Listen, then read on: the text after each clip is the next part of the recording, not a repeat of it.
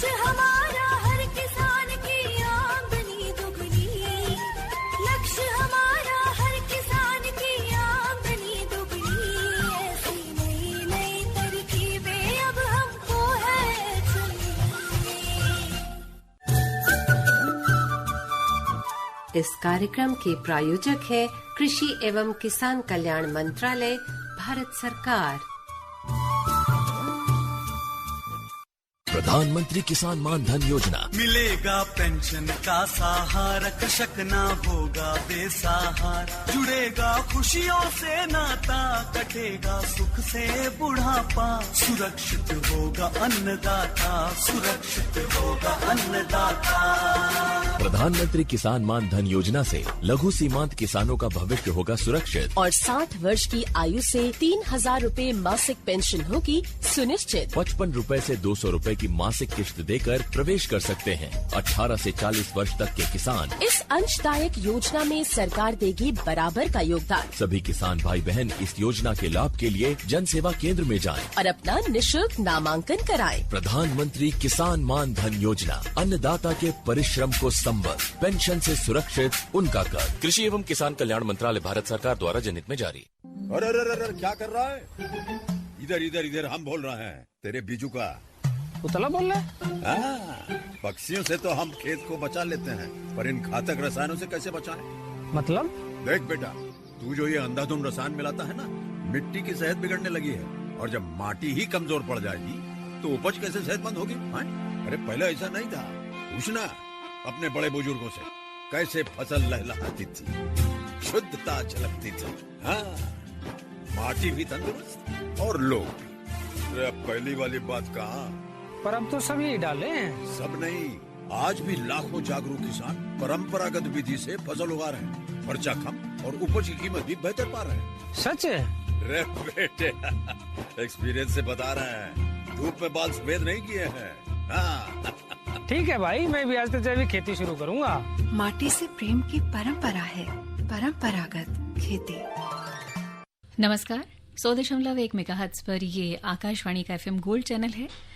नया विषय, नई बातचीत, नई जानकारी के साथ लेकर हाजिर हैं कार्यक्रम किसान की बात। मैं हूं आपके साथ नीरा और मेरे साथ हैं शशि। जी हाँ किसान मित्रों, मैं आपके साथ शशि कपूर। और जैसा कि नीरा ने बताया कि रोज़ाना हमारा जो प्रोग्राम होता है, कोई ना कोई नया विषय होता है जिसको लेकर हम आपके समक्ष हाजिर होते हैं। और आज के विषय के बारे में बात की जाए तो आज का जो हमारा विषय है, कपास की उन्नतशील किस्में और बुवाई की उन्नत तकनीक। और इस विषय पर आपसे बात करने के लिए, आपके सवालों का जवाब देने के लिए हम भी बहुत सारे सवाल पूछेंगे। जो विशेषज्ञ हमारे साथ स्टूडियो में मौजूद हैं, डॉक्टर रमनजीत कौर, प्रधान वैज्ञानिक, सस्य विज्ञान संभाग, भारतीय कृषि अनुसंधान संस्थान पूसा, नई दिल्ली से। बिल्कुल। और इसी के साथ अगर आप हमारे कार्यक्रम के साथ जुड़ना चाहते हैं, सवाल अगर आप पूछना चाहते हैं और विशेषज्ञ आपके लिए यहाँ मौजूद हैं आपके सारे सवालों का जवाब देने के लिए, तो आप डायल कीजिए 011 STD कोड है और नंबर है 23421608। जी एक बार फिर से नंबर हम आपको बता देते हैं, 23421608 और 23421081। और जो दिल्ली NCR से हमारे बाहर के किसान भाई हैं, वो दिल्ली का STD कोड 011 लगाना ना भूलें। तो कार्यक्रम में सबसे पहले डॉक्टर साहब आपका हम स्वागत करते हैं और हमारे कॉलर भी आ गए हैं, लेकिन उनसे बात करेंगे। सबसे पहले आपसे जानना चाहेंगे कि जैसे कि आज का जो हमारा विषय है कपास की उन्नतशील किस्में और बुआई की उन्नत तकनीक, कपास की बिजाई का जो सही समय है वो क्या है और कब तक हमारे जो किसान मित्र हैं इसकी बिजाई कर सकते हैं? धन्यवाद नीरज जी एंड शशि जी। आज हम जो किसान भाइयों से बात करेंगे कपास के बारे में। और कपास का जो समय की बुआई का समय के बारे में आपने पूछा है, तो जो समय चल रहा है यही बिल्कुल उचित समय है इसकी बुआई करने का, जो शुरू कर देते हैं किसान भाई 15 अप्रैल से लेके 15 मई तक। तो डिपेंड करता है कि आपके पास कैसे जमीन जो जिसमें लगाना है वो खाली है, आपकी पूरी व्यवस्था हो चुकी है उसको बुआई करने की, तो आप 15 अप्रैल से लेके, लंबा समय है पूरा 1 माह, तो उसमें आप 15 अप्रैल से लेके 15 मई तक आप बिजाई कर सकते हो। फिर भी इसके अलावा भी अलग अलग क्षेत्रों में, जैसे उत्तरी भारत की बात करें, मध्य भारत की बात करें, दक्षिण भारत की, तो बुआई का समय जो है अलग अलग भी है।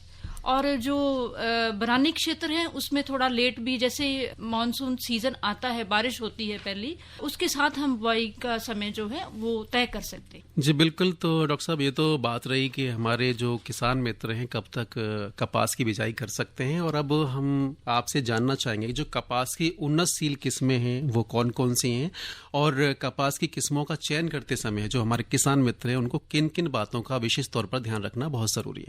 हाँ डॉक्टर साहब, इसका जवाब हम आपसे लेंगे। हमारे एक कॉलर हमारे साथ जुड़ चुके हैं, जान लेते हैं कि इनका क्या सवाल है और ये कहाँ से बात कर रहे हैं। स्वागत है आपका कार्यक्रम में, अपना नाम बताइए और अपना सवाल रखिए। जी नमस्कार। नमस्कार। मैं लखनऊ से बात कर रहा हूँ। तो मेरा सवाल ये है कि जो कपास के बारे में आज आपने टॉपिक दिया है जी, तो जैसे हम लोग कपास की खेती करें तो सबसे पहले किन बातों का जरूरी ध्यान रखना है कि अच्छी कपास अगर हम पैदा करना चाहें तो किन बातों का ध्यान रखना जरूरी होता है? जी बिल्कुल। जी बिल्कुल राजा जी, यही प्रश्न हम भी पूछ रहे थे मैडम से, तो यही आपने पूछा है, तो चलिए जानते हैं मैडम ही इस सवाल का जवाब देंगी। इसमें कपास की जो फसल है उससे अच्छा उत्पादन लेने के लिए हमें 5-6 टिप्स हैं हमारे पास जी, जो नंबर 1, नंबर 2, नंबर 3 करके मैं बताऊंगी, तो उनको ध्यान रखना है। पहले तो है कि जो सिफारिश की गई किस्म है उसका चयन करें। जो आपके क्षेत्र में कोई भी खेती के बारे में बताने के लिए सेंटर खुले हैं, कृषि विज्ञान केंद्र वगैरह है, रिसर्च स्टेशन हैं, उन पे जाके आप उनके पास, साइंटिस्ट के पास जाके पूछ सकते हो कि इस क्षेत्र में कौन सी जो किस्म है उसका हम चयन करें। और दूसरा है कि क्योंकि इसका थोड़ा सा बीज जो होता है थोड़ा सा हार्ड होता है, सख्त होता है, तो उसको थोड़ा सा मॉइस्चर ज्यादा चाहिए। तो जब भी आप इसकी बिजाई करना चाहते हो तो कहते हैं हैवी इरिगेशन, जहाँ अच्छे से पानी खेत को दो अच्छे से, ताकि जो इसका जो रूट सिस्टम होता है वो भी टैप होता है, सीधी नीचे तक जाती है। 2 मीटर तक इसकी रूट जो है पानी की तलाश में जाती है। तो पानी अच्छे से लगाना है खेत को, और 15 मई तक जो इसकी बिजाई है हमने पूरी करनी है हर हालत में, ताकि जो ये उत्पादन जो है इसका अच्छा दे सके। और आजकल जो सारी जगह है बीटी कॉटन ही 90% एरिया जो भारत का है, 90% एरिया बीटी कॉटन ही उगा रहे हैं किसान लोग। तो हमें उसका भी ध्यान रखना है कि जो भिंडी वगैरह सेम प्रजाति की फसलें हैं वो कपास के साथ ना लगाएं, उससे ज्यादा हमें डिजीजेस वगैरह और इंसेक्ट पेस्ट जो है वो अट्रैक्ट करती हैं और आपकी कपास की जो फसल है उसको खराब करेंगी वो। जी बिल्कुल। तो राजा, आपको आपके सवाल का जवाब मिल गया होगा। जैसा कि मैडम ने आपको बताया है कि आप जो किस्मों का चयन करें तो आपके नज़दीकी जो भी कृषि विज्ञान केंद्र है या फिर कोई कृषि विश्वविद्यालय, वहाँ जाके आप बात कर सकते हैं और किस्मों का चयन कर सकते हैं। जी बिल्कुल। और इसी तरह बाकियों को भी हम बताना चाहेंगे, हमारे जितने भी श्रोता सुन रहे हैं, अगर वो भी कोई सवाल इस विषय से जुड़ा हुआ पूछना चाहते हैं तो डायल कीजिए 01123421608 पर। जी बिल्कुल। एक बार फिर से मैं रिपीट कर देता हूँ नंबर 23421608 और 23421081। ये 2 नंबर हैं जिन पर आप हमें कॉल कर सकते हैं। और आज का जो विषय है कपास की उन्नतशील किस्में और बुआई की उन्नत तकनीक, इस विषय को लेकर के आपके मन में कोई भी सवाल है, कोई भी शंका है, तो सीधा फोन करके डॉक्टर साहब से आप अपनी शंका का समाधान पा सकते हैं। देखिए आपने कहा, और एक कॉलर हमारे साथ जुड़ चुके हैं, जान लेते हैं कहाँ से बात कर रहे हैं और इनका क्या सवाल है। नमस्कार जी, मैं बब्बन यादव कुंडा प्रतापगढ़ से बोल रहा हूँ। जी बब्बन जी, अपना सवाल रखिए। जी डॉक्टर साहब से पूछना चाहता हूँ, कपास की खेती जब बिजाई करना हो तो उसमें खाद कितने % तक डाला जाए? खाद प्रबंधन की बात आप पूछना चाहते हैं? खाद के बारे में क्योंकि इसमें हम नाइट्रोजन भी हमें डालना है, फास्फोरस भी डालना है। पहले तो आप अपना, हम जब भी कोई सिफारिश करते हैं तो हम बोलते हैं कि अपनी जो मिट्टी है उसको जरूर टेस्ट करवाएं जी, क्योंकि उसमें आपको पता हो, हाँ जांच जरूरी कराओ, क्योंकि उसमें पता हो कितने तत्व उसमें है और उसको जरूरत है कि नहीं जी। ऐसे आपने पैसा क्यों वेस्ट करना कि अगर ऑलरेडी उसमें तत्व है तो और नहीं डालने हैं। यानी तो मृदा की जांच अगर करवा लेते हैं तो उसी के अनुसार ये तय होगा कि खाद हमें कितनी डलेगी। जो सिफारिश है ना वो है हमारी, जो हम करते हैं 100 किलोग्राम नाइट्रोजन है पर हेक्टेयर के बेस पे, और 40 से लेके 80 केजी तक P2O5 है, फास्फोरस डालना है आपको जी। ऐसे ही हाइब्रिड, अगर आप हाइब्रिड का चयन करते हो, हाइब्रिड सोइंग करते हो कॉटन की जो किस्में हैं, तो उसमें हमने 20 किलो या 25 किलो नाइट्रोजन ज्यादा दे सकते हो जी। मैडम, यहाँ पर हमारे बहुत से किसान भाई ऐसे भी हैं जो रासायनिक खाद भी डालते हैं, साथ साथ देशी खाद का भी इस्तेमाल करते हैं, तो किस तरह से दोनों को वो प्रबंध करें, इसके बारे में थोड़ा सा जानना चाहेंगे। हाँ, देसी खाद जो है, जो न्यूट्रिटिव जो NPK है बड़ा छोटी मात्रा में होता है जी उसमें, तो ज्यादा तो हम रासायनिक खाद से ही ज्यादा नाइट्रोजन फास्फोरस मिलेगा। पर जो गोहे की खाद है या जो ऑर्गेनिक जिसको बोलते हैं फार्म यार्ड मैन्योर बोलते हो, उसमें ज्यादा क्या होता है कि आपकी जो मृदा है उसकी जो फिजिकल प्रॉपर्टीज हैं वो उसको बड़ा बूस्ट करता है, वाटर होल्डिंग कैपेसिटी जो है उसकी काफी बढ़ाता है जी। हाँ, तो वो उसके लिए बहुत लाभदायक है। डेफिनेटली जो उत्पादन जो फसल का वो तो बढ़ेगा, साथ में जो मृदा है उसकी क्वालिटी भी अच्छी होगी। बिल्कुल। इसके साथ ही एक और जानकारी जानना चाहेंगे आपसे कि जो भी हमारे किसान मित्र इस समय अपनी कपास की बिजाई के लिए खेत की तैयारी कर रहे हैं, तो खासकर किन किन बातों का ज्यादा उनको ध्यान रखना जरूरी है? गर्मी बढ़ती चली जा रही है और ये कहना बिल्कुल सही होगा कि मौसम इस वक्त बहुत करवट बदल रहा है, बार बार कुछ समझ ही नहीं आ रहा है, तो ऐसे में क्या करें? ऐसे में ऐसा है, एक तो बुआई करनी है तो उसमें नमी जो है वो अच्छे से होनी चाहिए। इसमें जर्मिनेशन प्रॉब्लम बहुत होती है कपास में, जहाँ और भी जो हार्ड सीड वाली हमारी फसलें होती है, तो एक गर्मी बहुत है, दूसरा इसको इसलिए मॉइस्चर ज्यादा चाहिए। नमी अच्छे से हो तो अच्छे से उसकी जर्मिनेशन होगी, अच्छे से प्लांट जमेंगे और उसमें उत्पादन भी अच्छा रहेगा। तो आगे भी हम बात आपसे जारी रखेंगे कि हमारे किसान मित्र जुड़ चुके हैं, उनसे बात करते हैं। हेलो नमस्कार जी। नमस्कार, आप अपना नाम बताएं और कहाँ से बोल रहे हैं? हाँ जी, दिल्ली से धर्म बोल रहा हूँ मैं। ये कपास की खेती किस किस राज्य में ज्यादा होती है और किस में इसकी कम होती है? जैसे हरियाणा में हमारे मित्र हैं वो कपास की खेती करते हैं, तो यूपी में तो इतना नहीं सुना। ये होता है कि आप जरा जानकारी देंगे? इसकी जो कपास की खेती है उत्तर भारत से लेके दक्षिण तक अलग अलग जो स्टेट्स हैं हमारी उसमें करी जाती है, इसमें कोई शक नहीं है। जो पंजाब, हरियाणा और राजस्थान जो हमारे उत्तरी भारत में आते हैं, मध्य में जैसे सेंट्रल में आगे जैसे MP, महाराष्ट्र, गुजरात वगैरह, और आंध्र प्रदेश, कर्नाटका वगैरह जो दक्षिण जो जिले हैं, स्टेट्स हैं, प्रांत हैं, वो दक्षिण में आते हैं। तो सारे भारत में इसकी खेती होती है। बहुत अच्छी फसल है, व्हाइट गोल्ड भी कहा जाता है। अच्छे से इसका हम निर्यात भी करते हैं, तो बहुत अच्छी क्रॉप है। अगर अच्छे से इसका मैनेजमेंट प्रैक्टिसेस फॉलो करी जाएं सिफारिश के अनुसार तो अच्छी उत्पादन देता है। डॉक्टर साहब, मुझे लगता है कि धर्मवीर जी का जो सवाल था वो ये पूछना चाहते थे कि यूपी में क्या हम इसकी खेती की जा सकती है कि नहीं? यूपी में भी खेती कर सकते हो, ऐसा कोई नहीं है, क्योंकि जो भी फसली चक्कर उधर पंजाब में या हरियाणा में चल रहा है ऐसी सॉइल यूपी की भी है। पर यूपी में जैसे लोग गन्ना ज्यादा उगाते हैं, गेहूं ज्यादा उगाते हैं, तो कॉटन कम है। ऐसा नहीं है कि नहीं होएगा, लगाओगे तो डेफिनेटली हो जाएगा। यानी कि जो भी हमारे किसान मित्र उत्तर प्रदेश में भी अगर कॉटन करना चाहते हैं तो कर सकते हैं। एक और कॉलर हमारे साथ जुड़ चुके हैं, जान लेते हैं इनका क्या सवाल है और ये कहाँ से बात? जी नमस्ते मैम। नाम बताइए और अपना सवाल रखिए। अहमद नूर मंसूरी बोल रहा हूँ, बड़वानी MP से। जी, अपना सवाल रखिए। जी मैम, जैसे हमारी जो जमीन है, खेती है, वो लाल टाइप की मिट्टी है, तो उसमें उसकी उर्वरकता बढ़ाने के लिए मतलब कौन सा खाद यूज करना चाहिए ज्यादातर?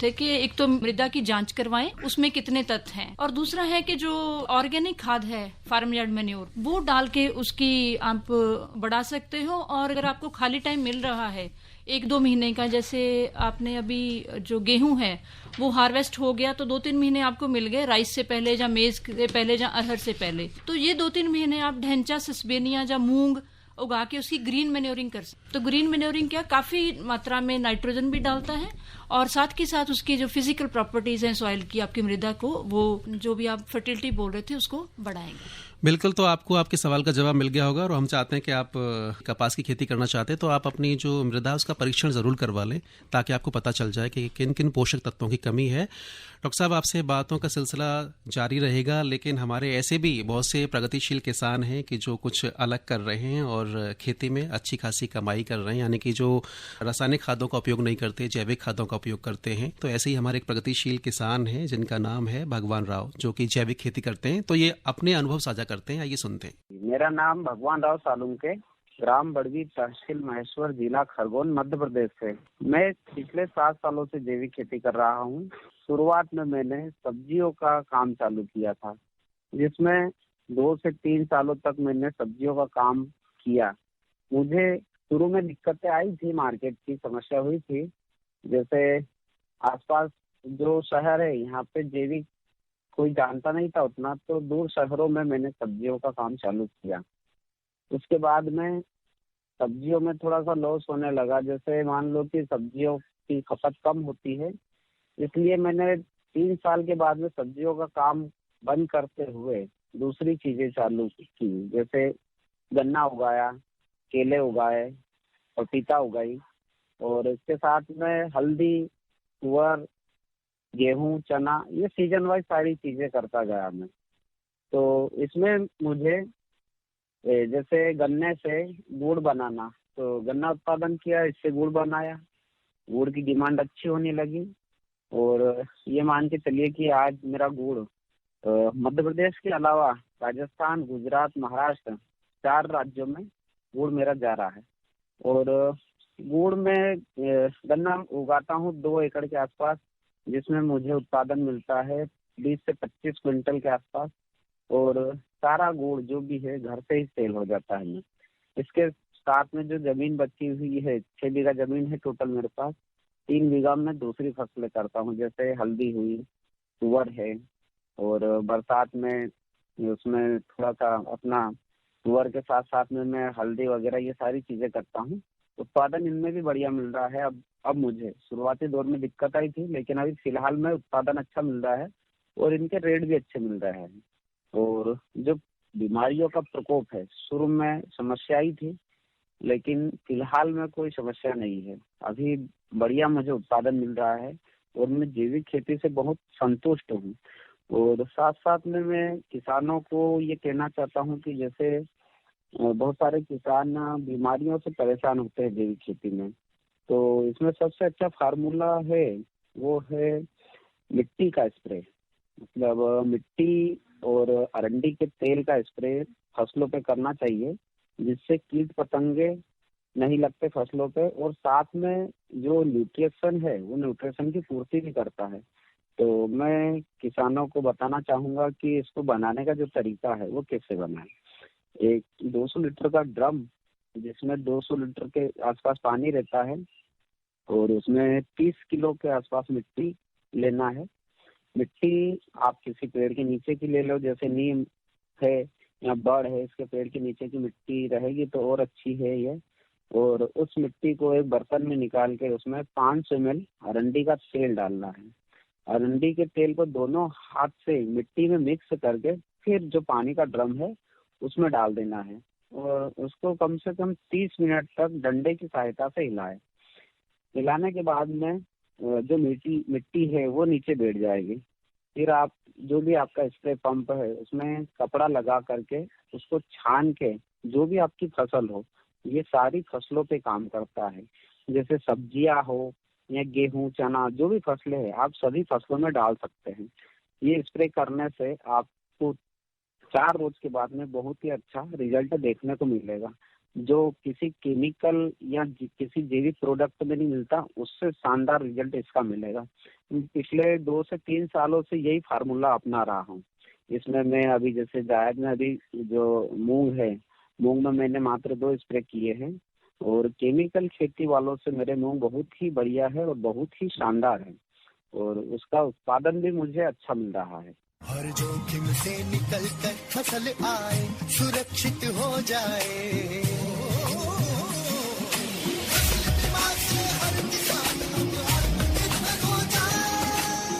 संकट के समय प्रधानमंत्री फसल बीमा योजना किसानों के लिए वरदान है। अब सूखा पड़े या बाढ़ आ जाए कोई डर नहीं, अब ओले पड़े या कीट पतंगे फसल खा जाए कोई फिक्र नहीं, क्योंकि हमने लिया है प्रधानमंत्री फसल बीमा।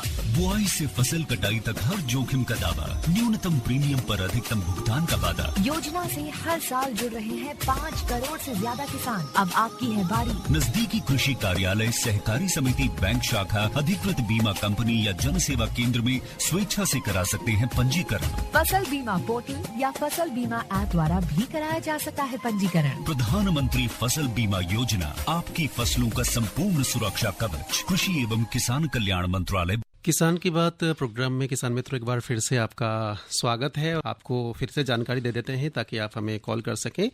कपास की उन्नतशील किस्में और बुआई की उन्नत तकनीक आज का हमारा विषय है। इस विषय पर जानकारी देने के लिए डॉक्टर रमनजीत कौर, जो कि प्रधान वैज्ञानिक है सस्य विज्ञान संभाग, भारतीय कृषि अनुसंधान संस्थान पूसा, नई दिल्ली से स्टूडियो में मौजूद हैं। और आप आज के विषय से जुड़ा कोई भी सवाल है आपके मन में तो सीधे फोन करके पूछ सकते हैं। नंबर वही है 2342 1608 और और 23421081। दिल्ली का जो STD कोड है 011 लगाना ना भूलें। और एक कॉल भी आ चुका है हमारे किसान भाई का, चलिए उनसे बात करते हैं। हेलो, मेरा नाम राजेंद्र है, मैं जिला गाजियाबाद के मानकी गांव से बोल रहा हूँ जी। हाँ राजेंद्र जी, आपका क्या सवाल है आज के विषय से जुड़ा हुआ? सवाल ये है, जैसे जी कपास की बुआई है, इसके लिए जमीन कैसी होनी चाहिए, कै बार जुताई करनी चाहिए और बीज कौन सा लेना चाहिए? पूरी जानकारी जानना चाहते हैं कि जमीन कैसी होनी चाहिए, बीज की जो किस्म है वो कौन सी होनी चाहिए, ये सभी जानना चाहते हैं। कपास की बिजाई के लिए जमीन तो हम चाहते हैं कि अच्छी हो, भारी वाली। अगर काली है मिट्टी, काली में जितना बोलते हैं कि जो पौष्टिक तत्व हैं ज्यादा पाए जाते हैं, तो इसको हैवी सॉइल्स जो हैं वो हम सिफारिश करते हैं कि जिसमें क्ले कंटेंट ज्यादा हो जी, वो प्रेफर करते हैं कि उसका चयन करिए। जो भारी जमीन है जिसमें ज्यादा से ज्यादा नमी जो ज्यादा समय तक रह सके, इसका ये मेन ऑब्जेक्टिव है हमारा। और दूसरा है कि आपका कि कितनी बार कल्टीवेशन करना है, कैसे जुताई करके खेत को तैयार करना है। पहले तो पानी थोड़ा हैवी इरिगेशन देनी है और जो हल चलाना है वो थोड़ा डीप चलाना है कि अच्छे से जो खेत की नीचे वाली मिट्टी ऊपर आ जाए और ऊपर वाली नीचे चली जाए, अच्छे से करके उसको तैयार, और 3 से 4 बार उसको कल्टीवेट करके उसके बाद प्लैंकिंग या सुहागा जिसको पाटा बोलते हो, पाटा चला के खेत को अच्छे से तैयार करना है कि अच्छा लगे कि हाँ खेत तैयार हो गया। बिल्कुल डॉक्टर साहब, एक और हमारे किसान मित्र जुड़ चुके हैं, उनसे बात करते हैं। हेलो। हेलो। हाँ जी, आप अपना नाम बताएं और कहाँ से बोल रहे हैं? जी नमस्कार सर, जगदीश जोशी बात कर रहा हूँ दिल्ली से। जी जोशी जी, अपना सवाल रखिए। तो जैसे मैम ने बताया कि पूरे उत्तर भारत में इसकी अपना खेती हो सकती है, तो मैं एक्चुअली उत्तराखंड में डिस्ट्रिक्ट अल्मोड़ा का रहने वाला हूँ। तो हमारे यहाँ जो होते हैं ना सीढ़ीनुमा खेत और छोटे खेत होते हैं, तो क्या वहाँ ये पॉसिबल है, हो सकती है, और क्या क्या वहाँ के लिए मतलब सावधानियां रखनी पड़ेंगी, क्या क्या चुनौतियां, तो इस तरह एक्सपर्ट से पूछना चाहता हूँ। आपका जो क्षेत्र है वो पहाड़ी टाइप है ना, तो छोटे छोटे आपके खेत हैं, तो ऐसा कुछ नहीं कि आप नहीं कर सकते। थोड़ा सा इसको ना, जो आजकल टेम्परेचर चल रहा है, तापमान जिसको बोलते हो, वो जब बिजाई करनी है तो मैक्सिमम जो है 35 डिग्री से 40 से ज्यादा न जाए जब बिजाई करनी है। तो इतना टेम्परेचर अगर उधर हो जाता है तो आप बिजाई कर सकते हो। जब इसकी फूल आने हैं, या इसका जो बॉल आएगा, डेवलपमेंट होएगी इसकी, कॉटन बॉल बनेगा, तब भी उसके हमें तापमान का खास ध्यान रखना है, तभी उसकी अच्छे से वो बन पाएगा, अच्छी उसकी उत्पाद वो दे पाएगा। तो वो थोड़ा सा नजदीक आपके कोई कृषि विज्ञान केंद्र है तो वहां जाके थोड़ा सा पूछ लीजिए कि कौन सी किस्में उधर आपके यहाँ चल सकती हैं और क्या क्या और आपको सावधानियां लेनी पड़ेंगी इसकी अच्छे से कल्टीवेशन करने के लिए। जी, तो आपको आपके सवाल का जवाब मिल गया होगा, और समय हमारे पास बहुत ही कम है। तो हमारे जो किसान मित्र हैं डॉक्टर साहब, वो चाहते हैं कि भाई उन कहते हैं ना, एक पंथ दो काज, तो और कौन कौन सी फसलें साथ में इसके ले सकते हैं? कपास तो वो करेंगे, साथ में और भी कोई फसल लेना चाहते हैं तो कौन सी फसल आसानी के साथ कर सकते हैं? अगर कपास क्योंकि हम कहते हैं कि जो फसल लाइन से लाइन का फासला है वो इसमें काफी होता है, मतलब कि 67.5 सेंटीमीटर होता है, तो उसके बीच में अगर आप कोई फसल लेना चाहो, काउपी ले सकते हो, कई जगह ग्राउंडनट भी लेते हैं, चिलीज भी ले लेते हैं, मिर्ची जिसको बोलते हैं, और सीसामम जिसको आप तिल बोलते हो वो भी ले सकते हैं। तो किसान भाई वो थोड़ी फसलें लेके भी अपना जो है मुनाफा वो बढ़ा सकते हैं। बिल्कुल। और आखिर में एक सवाल और पूछ लेता हूँ कि हमारे ये जो कपास की फसल है, पहला पानी कब लगता है, और साथ ही साथ खरपतवार नियंत्रण हमारे किसान भाई कैसे करें? पहला पानी है आपने 4 से 6 हफ्ते के बाद लगाना है, ये जरूरी ध्यान रखना है। और दूसरा है खरपतवार को एक तो शुरू में जो है ना 2 महीने जो आपकी कपास है वो खरपतवार से फ्री होनी चाहिए, वो जरूरी है, उसके लिए बहुत जरूरी है। उसके लिए एक जो बिजाई के 1-2 दिन में स्प्रे करनी है जरूरी। पेंडीमेथिलीन एक दवाई है, खरपतवार रसायन है, उसको हमने लेना है 1 kg और 1.25 kg भी ले सकते हो पर हेक्टेयर के बेस पे, और 400-500 लीटर पानी में मिला के उसको बिजाई के 2 दिन के अंदर भीतर आपको उसको स्प्रे करना है। तो वो आपकी क्रॉप को 1 महीना 1.5 महीने तक खरपतवारों से फ्री रखेगा। बिल्कुल डॉक्टर साहब, तो आपने जितनी भी बातें आज बताई, हमारे किसान मित्र उन सब बातों का विशेष ध्यान रखेंगे। और अब समय भी हो चला है कि कार्यक्रम को यहीं पर समाप्त किया जाए। डॉक्टर साहब, आपका हमारे स्टूडियो में आने के लिए बहुत बहुत धन्यवाद। इसी के साथ दीजिए इजाजत मुझे यानी नीरा को और मुझे शशि कपूर को। नमस्कार। इस कार्यक्रम के प्रायोजक थे कृषि एवं किसान कल्याण मंत्रालय, भारत सरकार।